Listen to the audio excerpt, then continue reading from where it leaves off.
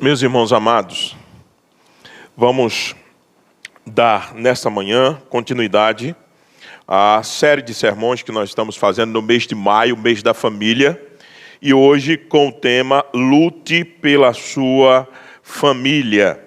Nós vimos na manhã da escola bíblica que nós estávamos tratando sobre a guerra contracultural, a guerra contra a cultura vigente. Domingo passado, pela manhã, nós vimos os fundamentos da família cristã, escola bíblica, e depois pregamos sobre Deus tem uma aliança com a família cristã. Hoje nós vimos a guerra contracultural e para nos incentivar, nós vamos ouvir um sermão sobre lute pela sua família. Tudo isso é um sistema lógico que nós estamos construindo para que nesse mês nós sejamos assim edificados com esse tema tão importante, tão vital da nossa vida, que é a questão da família cristã.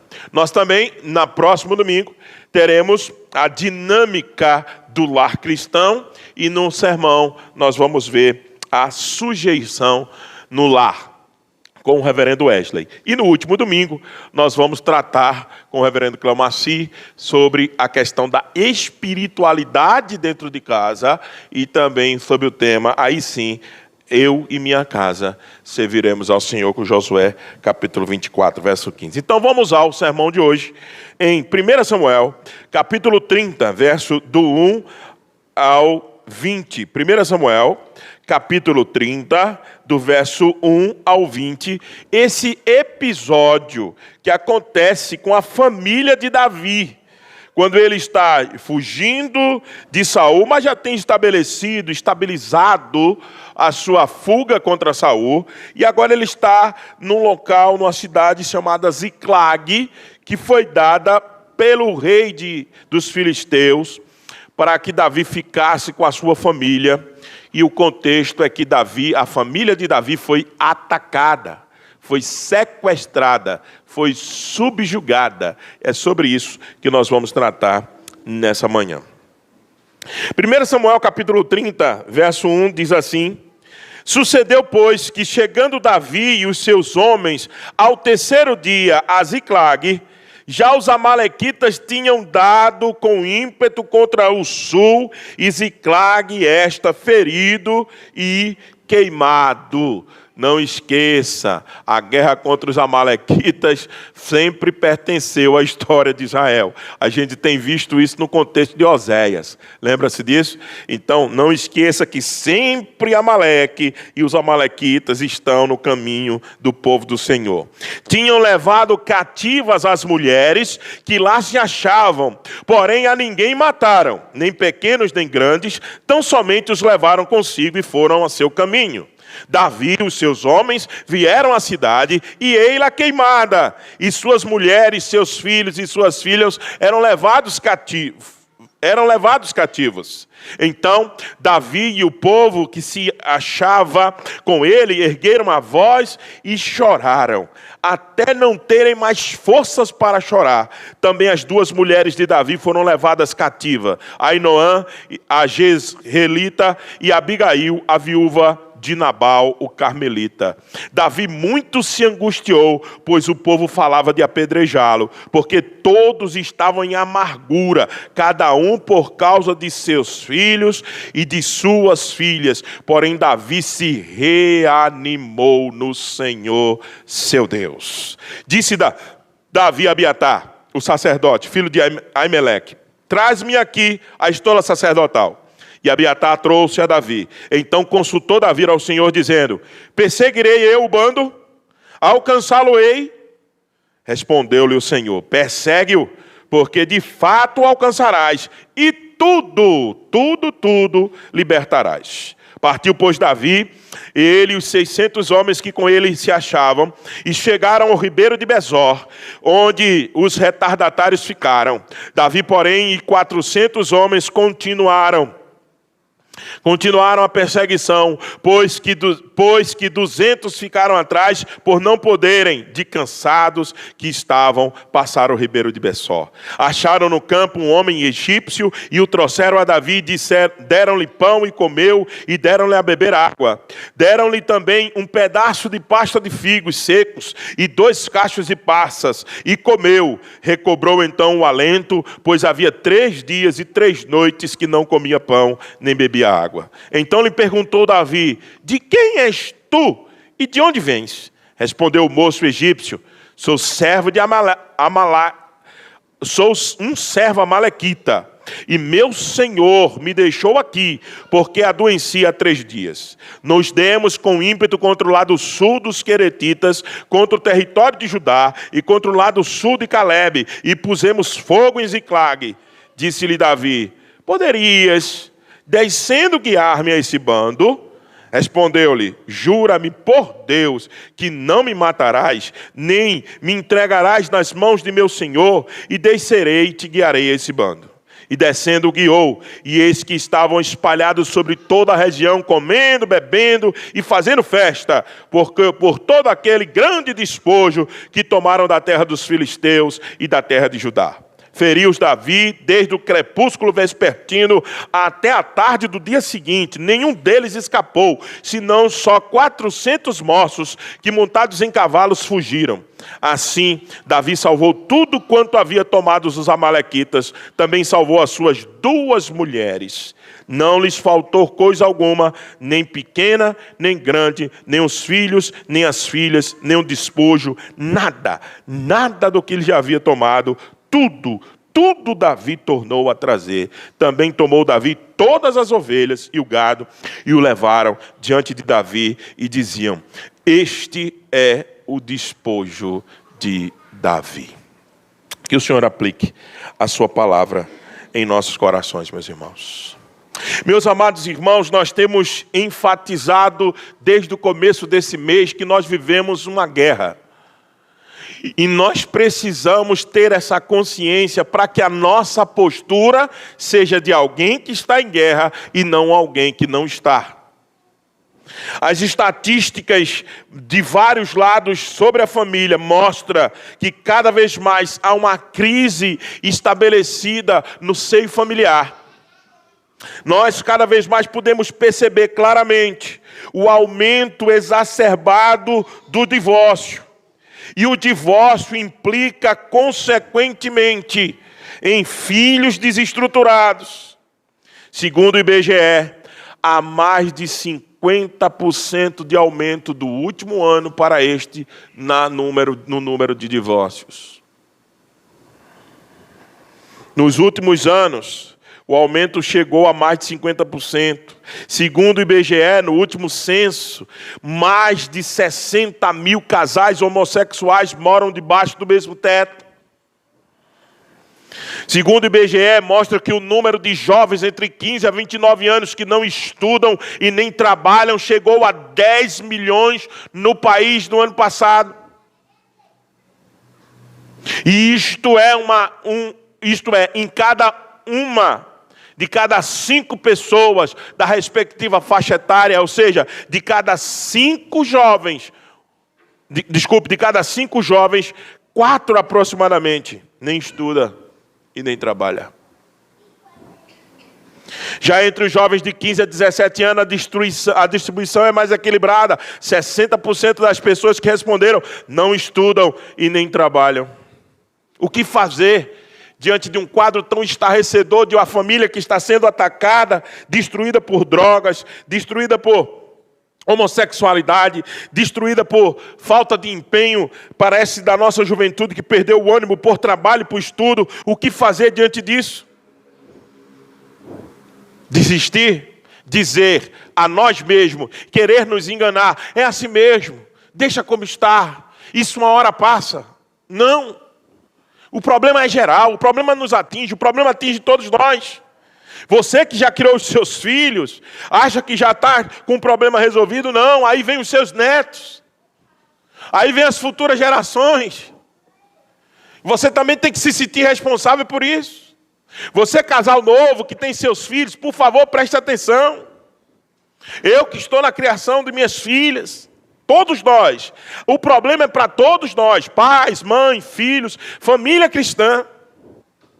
É preciso se preocupar de verdade com isso. A gente acha que já ouviu muito sobre isso. Tem gente que foge desse assunto. Não. Nós precisamos encontrar sempre ânimo para continuar a luta contra essa cultura estabelecida. É preciso falar mais sobre família. É preciso mostrar ações concretas para preservar na nossa casa. Então, o nosso objetivo de hoje é despertar esse sentimento em nós. E a minha oração é que nas outras duas mensagens, com o pastor Wesley e o pastor Clamaci, a gente veja isso um pouco mais na prática, de como vencer essa luta. Mas hoje, o meu objetivo é fazer com que você saia daqui pensando: eu preciso me comportar como alguém que está em guerra, em luta. Não podemos achar que é coisa do outro, é coisa da família alheia, da outra família. É coisa da gente.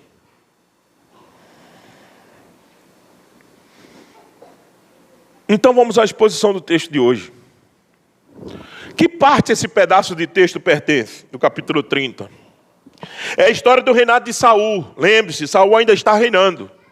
A luta contra os filisteus ainda continua. Davi já tinha feito a reconciliação com Saul, mas não confiava em Saul, e por isso resolveu pedir asilo a Aquis, rei dos filisteus, ou Aquis. Ele foi até lá, pediu asilo, e Aquis deu asilo a ele para um pedaço de terra, uma cidade chamada Ziclag, lá no sul. Vai para lá, fica com o teu povo lá, Davi.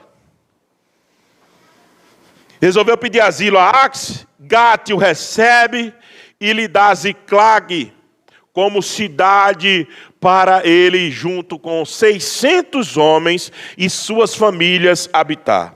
Davi era casado com Ainoã e Abigail, a viúva de Nabal. Ou seja, não foram só estavam lá homens de guerra em Ziclag, só estavam lá homens refugiados. Não, famílias. Famílias agora habitavam naquele pedaço de terra. Famílias agora estavam vivendo no refúgio que foi dado a Davi. Davi era casado, tinha filhos. Então, do que se trata realmente esse capítulo 30? Para mim, o objetivo e a ênfase do capítulo 30 é mostrar para mim e para você que você deve lutar pela sua família. Por mais desestruturada que ela seja, por mais que você já ouviu falar sobre isso, o que você precisa entender é que, como já dissemos na introdução, estamos numa guerra contracultural. Nós precisamos entender que ou a gente se posiciona, ou a nossa casa vai ruir, e, consequentemente, nossa igreja. Eu estou muito preocupado com o destino final da igreja. Eu sei que a porta do inferno não vai prevalecer contra ela, mas vai causar muito dano na nossa estrutura, já tem causado. Eu fico me preocupado, perguntando quem serão os futuros pastores, os presbíteros, os diáconos, os missionários. Aonde estão esse povo? Porque eu não vejo nossas famílias criando gente para ser missionário. Eu não vejo nossas famílias criando gente para ser pastor. A gente se preocupa que os nossos filhos conquistem a independência financeira e uma carreira promissora. Mas eu não vejo ninguém vibrar quando um filho diz: pai, eu quero ir para o seminário. Alguém já pode dizer: esse cara é louco. Vai sofrer muito na vida. Porque nossa família só tem um objetivo de existir. Sua casa só existe por um propósito. Aprenda isso hoje. Só existe para servir ao Senhor e para mais nada. Sua casa não tem outro objetivo.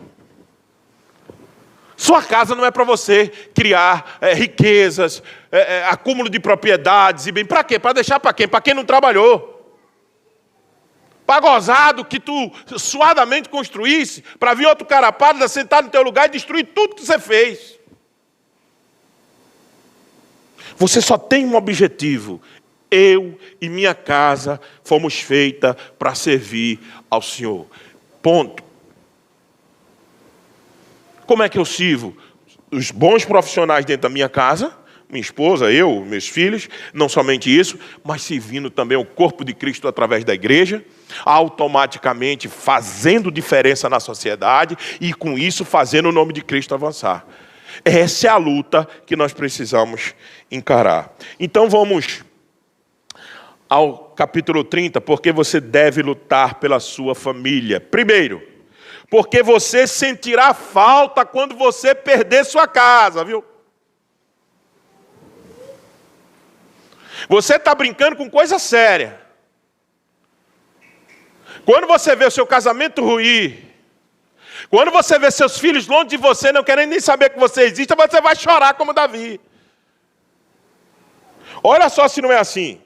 Veja o verso de 1 a 6. Sucedeu, pois, que chegando Davi e os seus homens a Ziclag, no terceiro dia, a cidade que era refúgio de Davi, e os amalequitas tinham dado com ímpeto contra o sul, e Ziclag é esta, ferido e queimado, tendo levado cativa as mulheres que lá se achavam, porém a ninguém mataram, nem pequenos nem grandes, tão somente os levaram consigo e foram ao seu caminho. Davi e os seus homens viram a cidade e ela queimada, e suas mulheres, seus filhos, suas filhas eram levados cativos. Então Davi e o povo que se achava com ele ergueram a voz e fizeram o quê? Choraram até não terem mais força para chorar.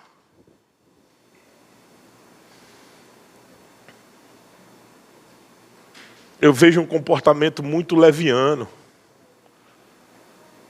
Eu vejo pessoas dizendo assim, se der certo, Deus, se não der também.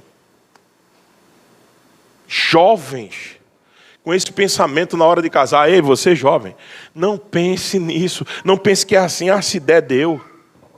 Você que agora pode estar enfrentando uma crise conjugal, no seu casamento, aqui que está sentado, ou aqui que está na internet me ouvindo, deixa eu dizer um negócio para você. Não seja leviano. Não pense assim, vamos ver o que dá. Se não der, cada um para o seu lado, cada um vive sua vida. Você vai sentar e chorar até não ter forças. Porque aquela frase antiga que só dá valor quando perde, é isso que está sendo dito aqui. Quando Davi viu, os homens viram que perderam. Eu não sei, as escrituras não dizem como era o relacionamento desses homens, se eles eram os homens amorosos com as suas mulheres, se eles eram pais cuidadosos com seus filhos. As escrituras não dizem isso, só diz uma coisa, a escritura só destaca uma coisa: quando eles viram o cenário, suas casas todas totalmente violadas, toda a casa desolada, tudo queimado, cadê minha mulher, cadê minha esposa? Começaram, sentaram e choraram até não ter forças.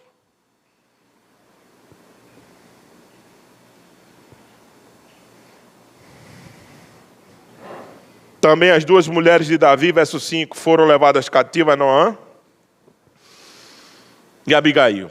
Davi muito se angustiou, pois o povo falava de apedrejá-lo, porque todos estavam em amargura. Por quê? Porque cada um por causa de seus filhos, de suas filhas. Porém, Davi se reanimou no Senhor, seu Deus.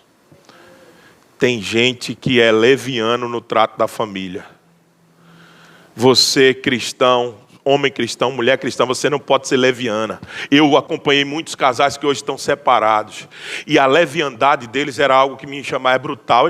Daí, se não der certo, se vire, cada um para o seu lado. Hoje eles sofrem, eles pagam por sua leviandade. Choram por não ter os seus filhos por perto.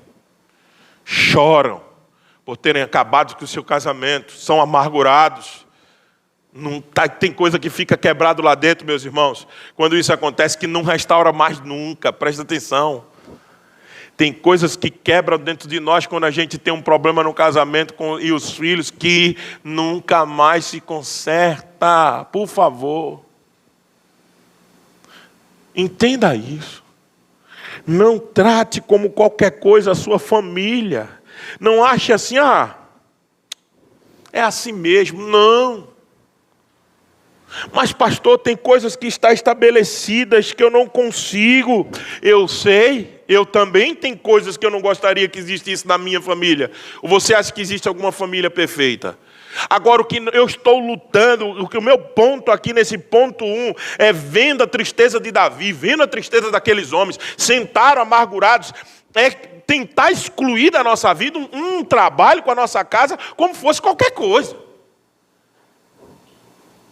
Com leviandade, eu estou contra a leviandade aqui, contra aquela coisa de dizer assim, ó, tanto faz, que se exploda, não der certo, cada um que siga a sua vida, esses meninos que se vão para lá.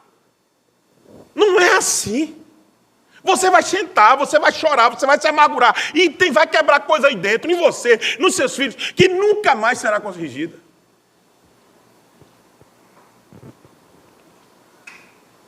Você sentirá falta quando você perder.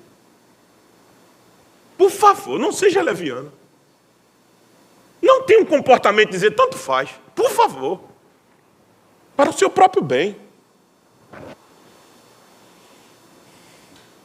Davi sentou, chorou, se amargurou, porque a casa dele tinha sido violada, destruída.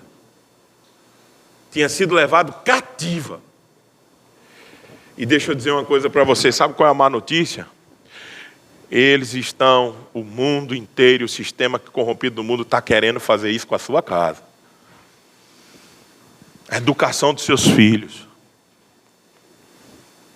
O sistema político e social dessa nação quer levar cativa a sua casa. Quer levar a sua casa para cativeiro, presta atenção. Eles querem tomar nossos filhos. Eles querem dominar a cabeça dos nossos filhos. Você precisa entender isso. Eles querem dizer que tudo que acontece no casamento entre você e seu marido é normal, inclusive traições. Inclusive traições. Que a gente não faz só apenas fisicamente. Mas a gente faz, às vezes, no recôndito, lá daquela sala escura, com a internet funcionando e o celular na mão.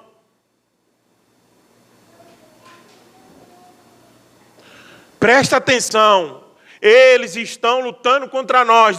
Eles, quando eu falo eles, o sistema todo. O antissistema que é anticristo. O mundo todo que não tem compromisso com Deus está lutando contra você nesse momento, contra a sua casa. Davi tinha saído com os homens. O texto não diz se ele deixou a cidade desprotegida ou não, mas parece que todos os homens estavam fora, não foi? Parece que a casa estava desprotegida, não estava? Por que de 600 homens não ficaram 100 para pelo menos tentar defender a cidade? Qual era a relação dessas famílias? Como era o casamento deles? Eu não sei, eu não quero conjecturar, o texto não me permite isso. E eu sou contra interpretações alegóricas, eu ensino isso na aula de hermenêutica. Mas, eu só estou apenas querendo mostrar para você que a nossa casa muitas vezes fica exposta por causa de comportamentos nossos. E eles estão querendo levar nossos filhos, nossas mulheres, nossa casa cativos. E nós precisamos entender que quando perdermos, vamos chorar amargamente. Segundo, por que eu devo lutar pela minha família? Primeiro, porque você sentirá falta quando perder. Segundo, porque essa é a vontade de Deus. Deus tem uma aliança com a nossa casa. Vocês ouviram o sermão de domingo passado, Gênesis 17. Deus tem um compromisso com as famílias que foram abençoadas em Abraão. Quem são os filhos de Abraão? Nós. Quem diz isso? Gálatas capítulo 3, verso 14. E em Abraão nós somos feitos famílias. Quem diz isso? Romanos. Quem diz isso? Hebreus. Nós somos os filhos de Abraão. E Deus tem um compromisso com a nossa casa. Veja como o compromisso é intenso, que quando Davi recobra o ânimo no Senhor, é isso que nós temos que fazer para continuar lutando, reanimou no Senhor seu Deus. Quantas e quantas vezes você já pensou em desistir da sua casa, dos seus filhos, do seu marido, da sua esposa, e você teve que recobrar o ânimo, não foi? Você teve que dizer assim, meu Deus, por favor, me ajudem. Davi recobrou o ânimo, reanimou-se e continuou de novo. E aí, a primeira coisa que ele fez, isso é interessante em Davi, isso é o que você tem que fazer.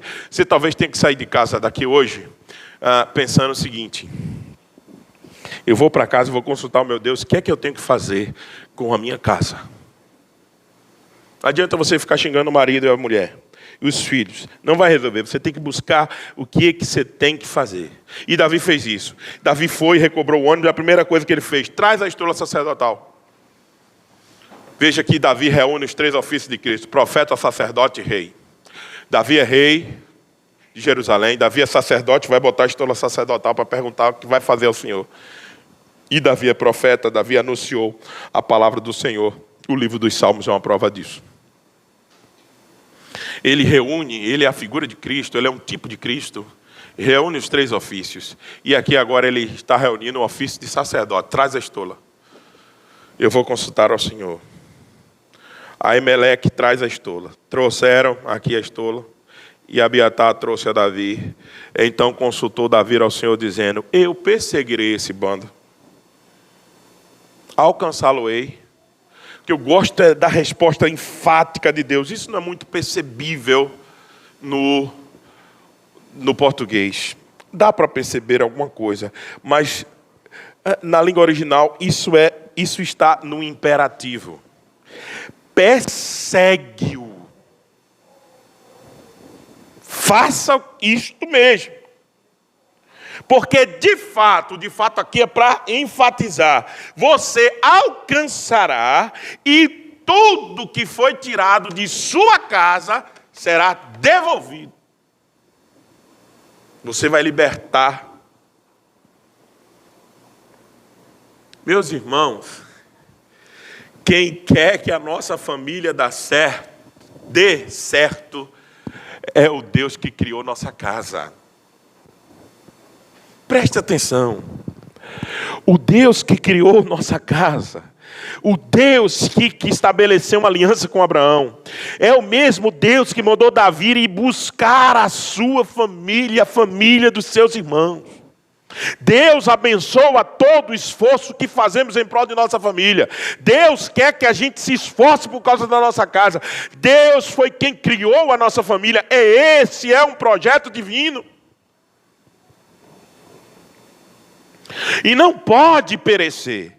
Ela é a unidade básica de toda a sociedade. Ela é a célula mãe de tudo que existe. É na casa, é nas famílias que se cria as mentes mais brilhantes como as mentes mais danosas desse mundo.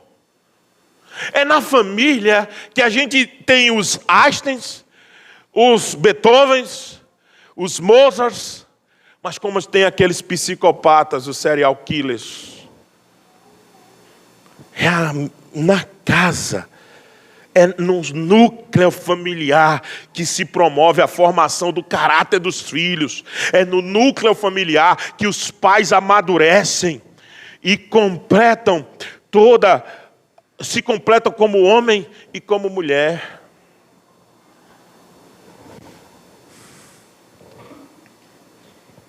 Essa semana eu tentei fazer alguns posts para minha casa, exaltando a família.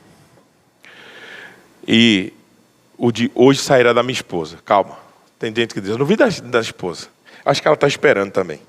Mas eu deixei para hoje. Dia das Mães, né? Pré-viagem, né? Quem sabe, né? Um grande avivamento, uma lua de mel, assim e tal. Vamos ver. Já dei a dica, né, Kezinha? Tá bom. Aí, veja só, mas ontem, sexta-feira, eu fiz o post da Maria Vitória, e uma frase que eu escrevi, depois eu fiquei lendo aquilo. Que bênção é ter uma família cristã. Eu agradeci a Mavi, eu disse, Mavi, obrigado por me fazer um pai melhor. Gente, presta atenção. O projeto de família é a completude da criação de Deus. Presta atenção, você não vai atingir o ápice criacional, o objetivo de qual você foi criado, se você não tem uma família. E deixa eu dizer isso com tristeza aos solteiros que receberam o dom de solteirice. Tem uns solteiros que fizeram isso, então assuma a sua bronca. Mas tem outros que fizeram por causa da obra de quem? De Cristo. Deus também vai supri-los de alguma maneira. Agora deixa eu dizer uma coisa. Ninguém será totalmente homem, ninguém será totalmente mulher se não constituir uma família. Tem coisas que a gente só aprende casado. Tem coisas que a gente só desenvolve quando a gente está criando meninos e meninas para lançar para o mundo.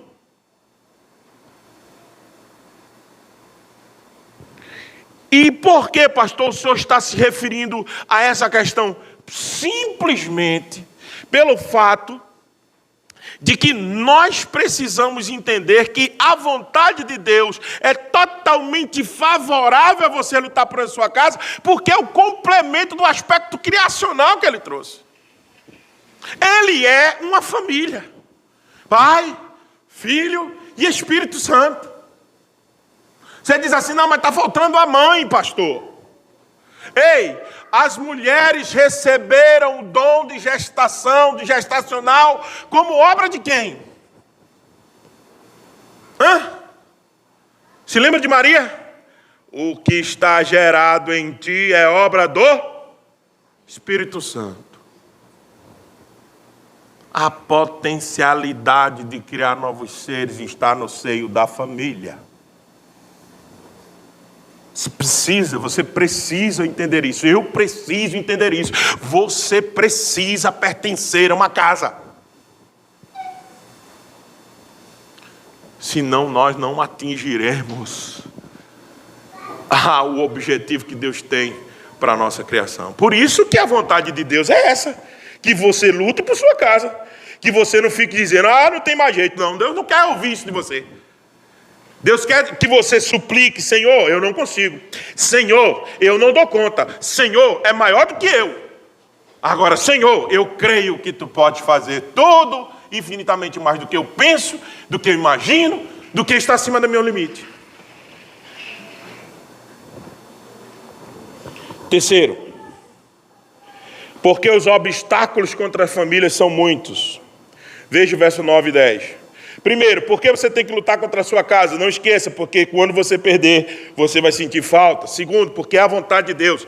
Terceiro, porque os obstáculos contra a família são muitos. Então a gente precisa continuar insistindo. Veja o verso 9 e verso 10.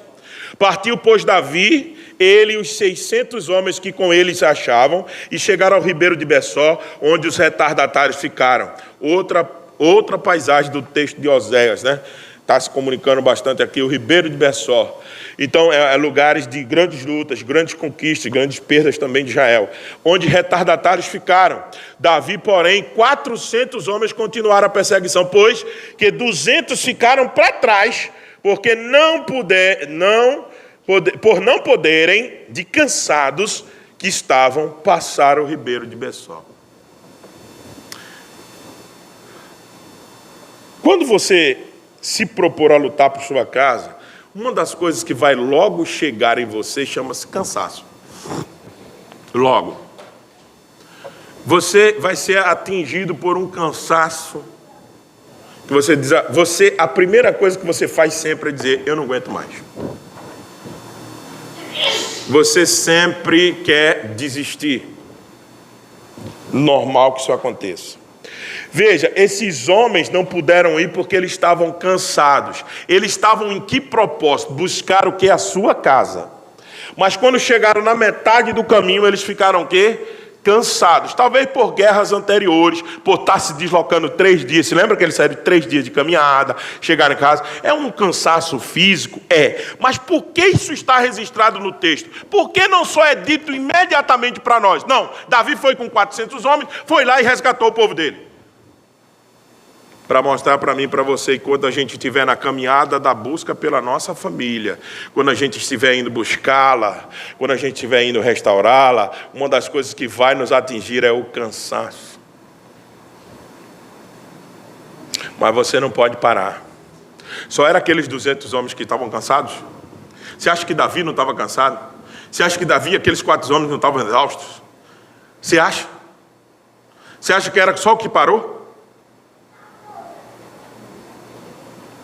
Mas, pastor, por que a gente sente esse cansaço? Primeiro, porque nós estamos quebrados, nós estamos em queda, nós somos pecadores. E depois, porque a nossa casa é alvo sempre de ataque de forças externas. Sempre. Sempre. Sua casa sempre é um alvo. E você nunca parou para pensar talvez nisso. Sua casa é alvo. Tudo é tentando ser contra ela.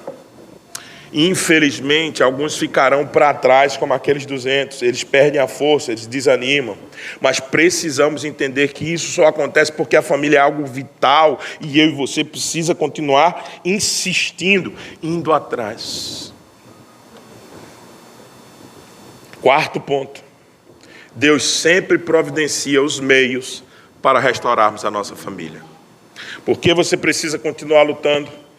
Primeiro, porque você chorará quando perder. Depois, porque é a vontade de Deus. Terceiro, porque os obstáculos sempre se levantam contra a nossa casa, porque ela é importante. E quarto, porque Deus sempre providencia o meio. Veja a partir do verso 10. Desculpa, verso 11. Acharam no campo um homem, veja, acharam. Como é que Davi ia saber para onde tinham levado as mulheres e os filhos dele? Me diga.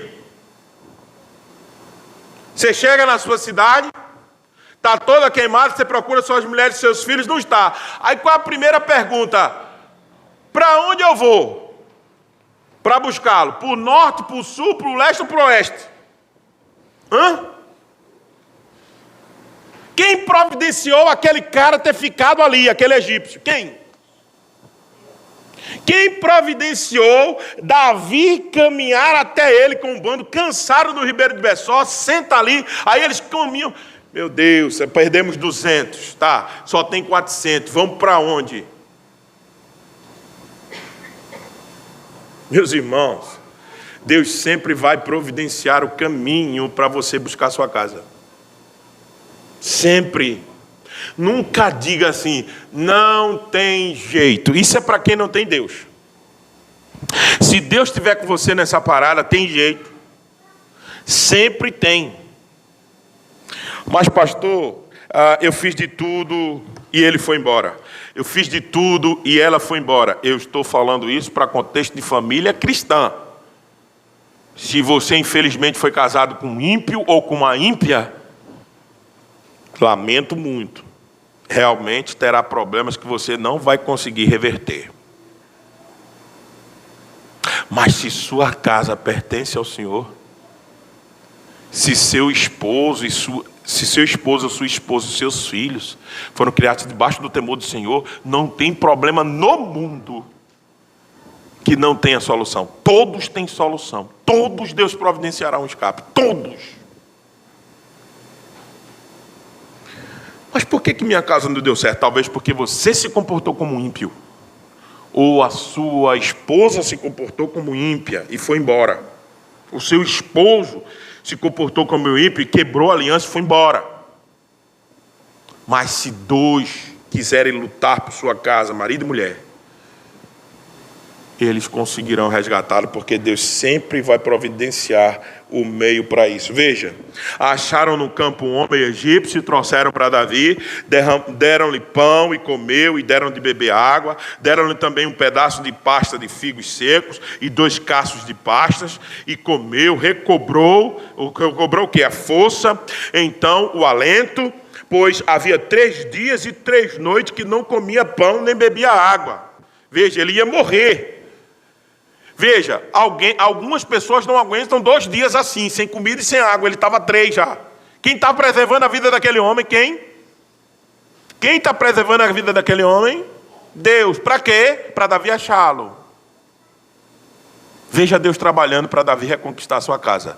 Deus está trabalhando para Davi reconquistar a sua casa. Veja. Então, lhe perguntou Davi, de quem és tu? E de onde vens? Respondeu-lhe o moço egípcio, sou servo de uma amalequita e meu senhor me deixou aqui porque adoeci há 3 dias. E ele continua, veja o cara, numa hora dessa Davi já está olhando e disse, esse miserável, né? Mas ele deixa ele contar. Nós demos com ímpeto contra o lado sul dos queretitas, contra o território de Judá e contra o lado sul de Caleb, e pusemos fogo em Ziclag. E você, numa hora dessa, já tinha partido para cima do cara e dado um beijo nele. Davi está deixando, deixa ele dizer. Aí Davi, estrategicamente, com sabedoria divina, diz assim: poderias, veja que gentileza, poderias descendo guiar-me a este bando? Respondeu-lhe: jura-me. O cara já entendeu, né? O cara diz assim: pelo amor de Deus, jure que você não vai me matar, não é?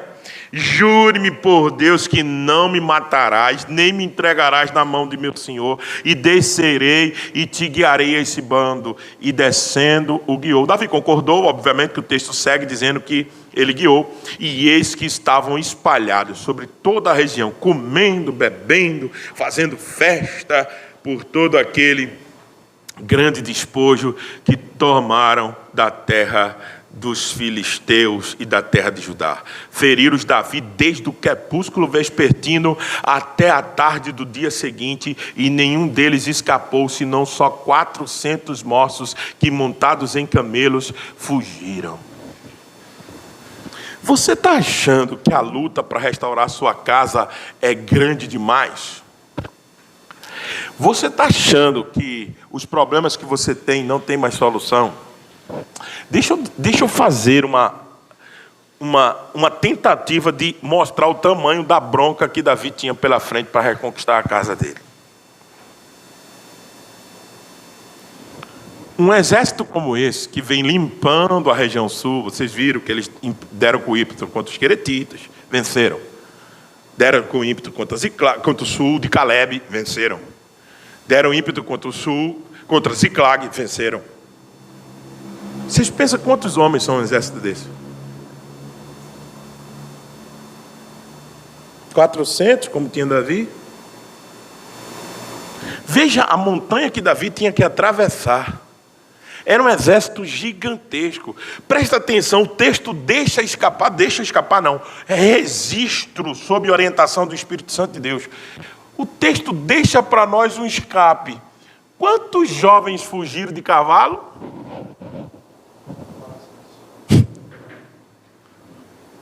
Você acha que só tinha 400 homens? Se 400 jovens só saiu um cavalo? Era coisa para mais, numa proporção bem pequena, com os números veterotestamentários, era coisa para mais de 4.000 homens. Porque 10% dos jovens, eles geralmente levavam 10 a 15% para treinar já para próximas batalhas. Se 400 saem a cavalo, no mínimo, numa contazinha bem rápida, era mais de 4.000 homens. Davi tinha 400. Os números não estão aí à toa. Estão aí para você entender o o astronômico problema que Davi tinha para conquistar a sua casa. E você está reclamando do problema da sua, né? Deixa eu dizer uma coisa para você, seu problema é grande. Mas o Deus que fez Davi lutar, veja como é que você tem força, depois de uma caminhada de 3 dias, lutar. Como é que eles lutaram? Feriu Davi desde o crepúsculo vespertino até a tarde do dia seguinte. Isso significa, pastor Camilo, 24 horas de batalha.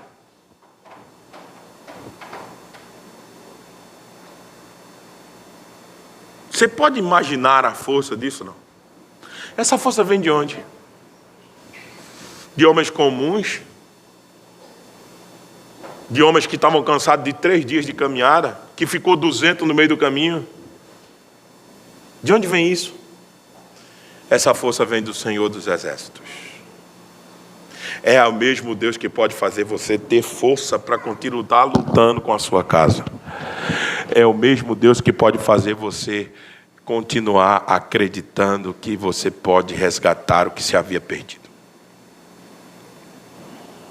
Por fim, por último, para a gente partir para o encerramento. Você deve continuar lutando, porque por Deus ter uma aliança com a sua família, Ele pode restituir tudo que você perdeu em casa. Tudo. Veja o verso 18. Assim Deus salvou tudo quanto haviam tomado os amalequitas. Também salvou as suas duas mulheres, Ainoã e Abigail. Não lhes faltou coisa alguma, nem pequena, nem grande. Deus não deixou perder-se nada. Um brinco não foi perdido. Uma chupeta de criança não foi perdida. Nada, nada, nada, nada. Nem pequeno, nem grande.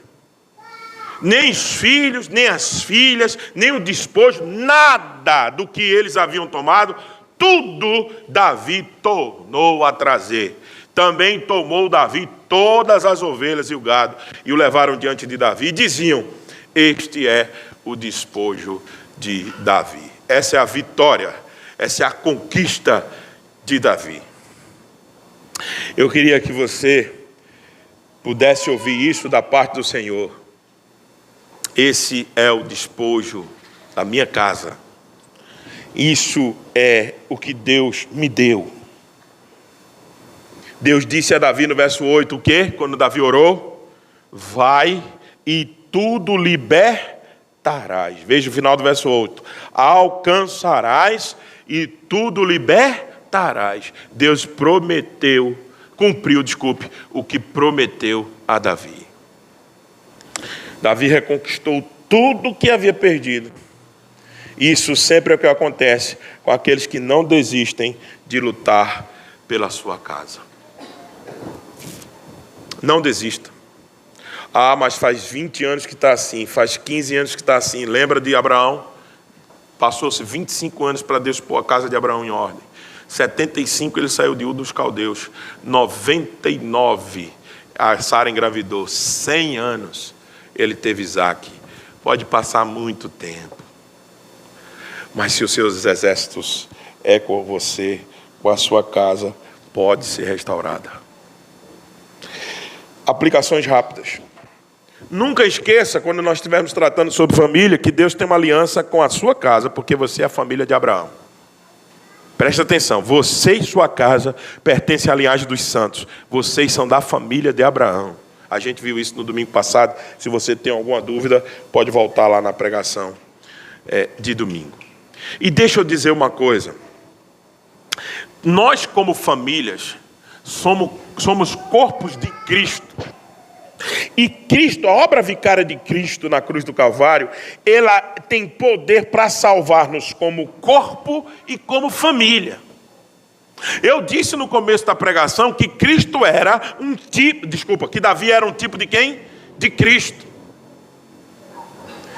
Quem sai na frente das nossas batalhas, quem saiu foi quem? Foi Davi no texto. Quem sai hoje na frente das nossas batalhas é o Rei dos Reis, o Senhor dos Senhores, o Deus Todo-Poderoso, o Rei dos Exércitos. Quem sai na frente das nossas batalhas é o leão da tribo de Judá, é aquele que veio, venceu, é o Alfa, é o Ômega. Agora ele tem, como diz Apocalipse, a chave da morte e da vida na mão.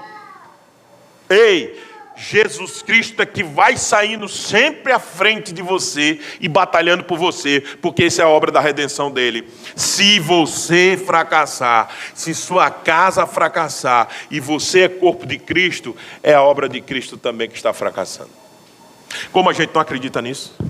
Como eu não creio que o meu Cristo é vencido, cheio de amargura, semblante de dor, esse era o rosto dele na cruz. Agora não, os seus olhos é como chama de fogo, diz Apocalipse 1, os seus pés é como bronze, da sua boca sai espada de 2 gumes, ele está vestido com vestes talares, até a altura do peito, ele é o sumo sacerdote, ele é o Rei dos Exércitos, ele é o Todo-Poderoso. Se o nosso Cristo é esse, sua casa tem jeito,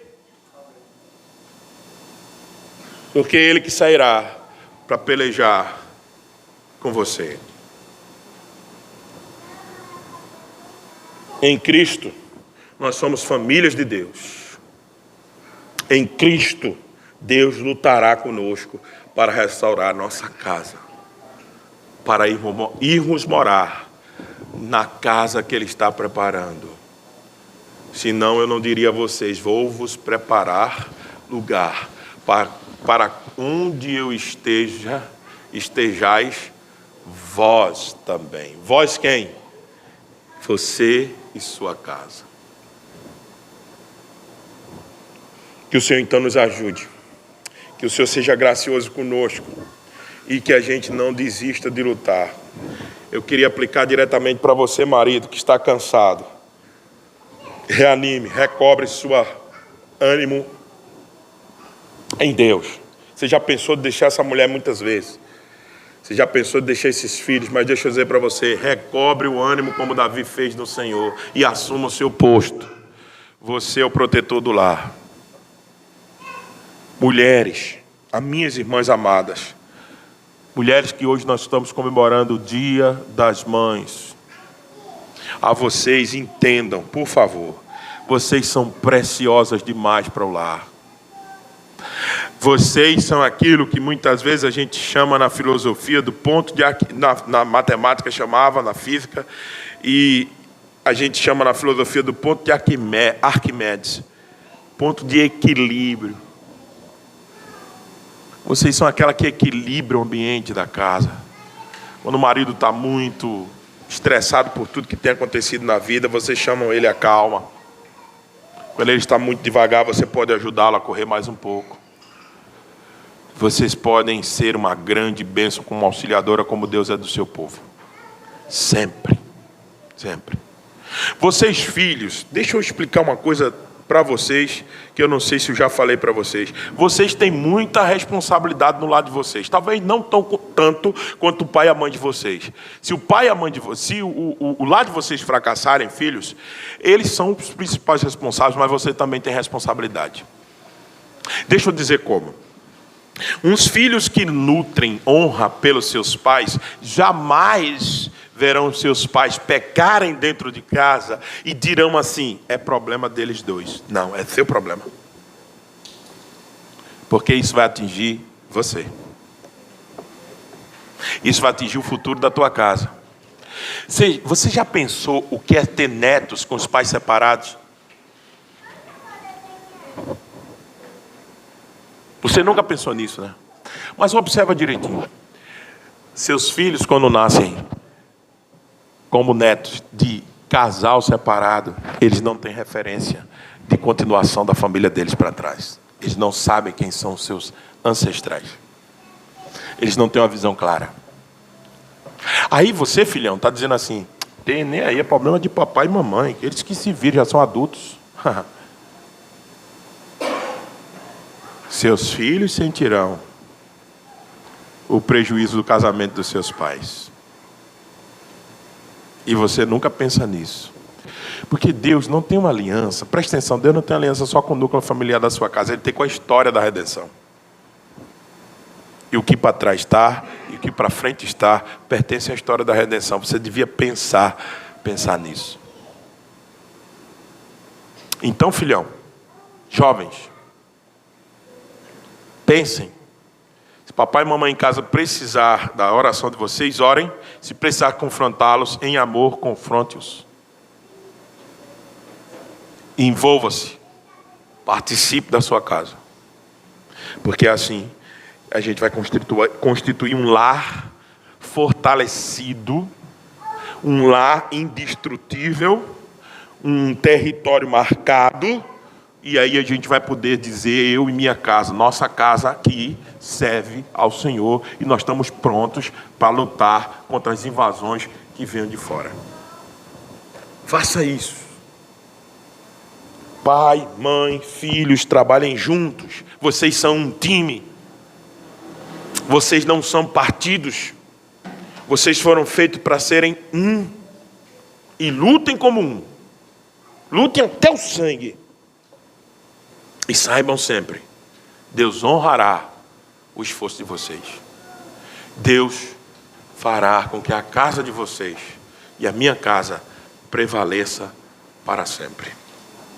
Porque esse é o projeto de Deus para nós.